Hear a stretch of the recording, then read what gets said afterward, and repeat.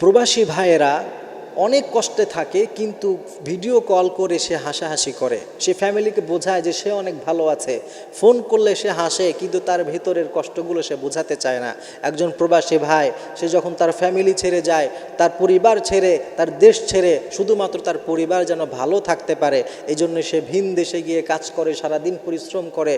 না তার দেখার মতো কোনো মানুষ আছে, না তার দুঃখ ভাগ করার মতো কোনো মানুষ আছে। এরপরেও যখন তার পরিবার ভিডিও কল দেয় কিংবা সে যখন কথা বলে, সে অনেক হাসি খুশি থাকার চেষ্টা করে। সে তার পরিবারকে বোঝায় যে এত দূরে গিয়েও সে অনেক ভালো আছে। কিন্তু আসলে প্রবাসীদের কষ্ট এটা একটা প্রবাসী ছাড়া কেউ বুঝতে পারে না।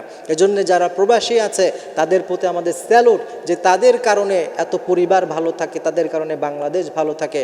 এই জন্য সব প্রবাসীরা যেন ভালো থাকতে পারে, তাদের রিজিকে যেন বারাকা হয়, আমরা আল্লাহ তাআলার কাছে দোয়া করি। এবং প্রবাসীরা কিভাবে আরও ভালো সুযোগ সুবিধা পেতে পারে, এজন্য আমরা সবাই একসাথে কাজ করার চেষ্টা করব ইনশাআল্লাহ।